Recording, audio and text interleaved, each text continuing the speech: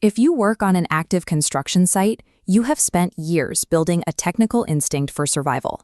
Your ability to anticipate a trench collapse, dodge heavy machinery, and mitigate hazards in real time is a professional asset that cannot be taught in a classroom.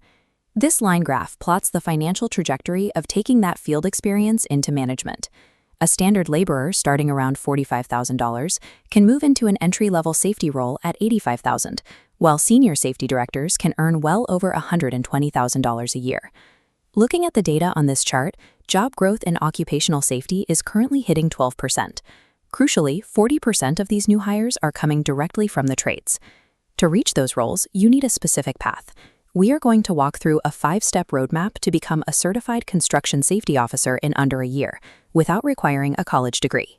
Step 1 is capturing your undocumented field knowledge into a formalized hazard journal. This needs to cover your last 2 to 5 years of physical work on site. This layout shows a standard hazard journal interface. To make your experience verifiable for recruiters, you must record 4 data points for every past project: the date, the specific hazard, the mitigation strategy you used, and the direct outcome. Quantifying your impact is what builds credibility. Recording that you inspected 50 scaffolds or prevented 3 specific near misses provides the hard evidence hiring managers use to evaluate safety leaders. Step 2 is aligning that journal with recognized standards. This requires acquiring a specific sequence of certifications to ensure your progress is both fast and legally recognized. This staircase outlines your progression. Start at the foundation, the OSHA 30 credential. Next, secure the OSHA 510 for complex site application. The final step is the CHST certification, validating hands-on expertise. Avoid the ASP and CSP alternate paths. They require a bachelor's degree. Following this exact certification sequence transforms your time in the field into a professional standard that corporate safety departments recognize and value.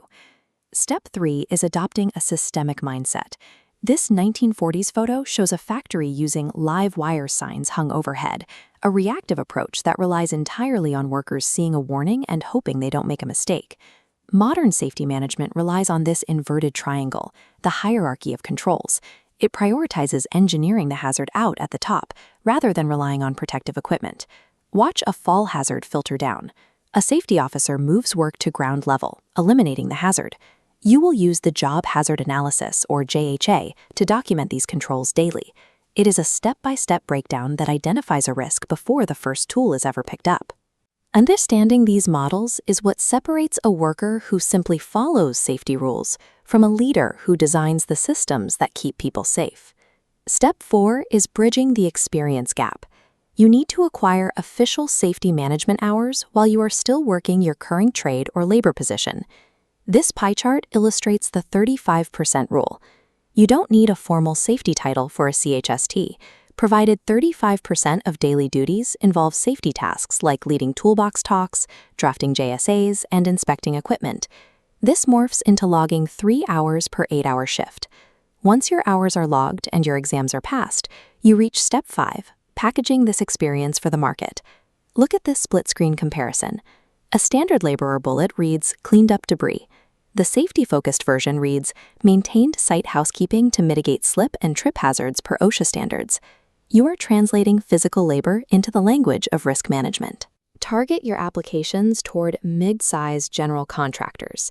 These firms often prefer promoting field veterans who understand the flow of a job site over hiring graduates with no site experience.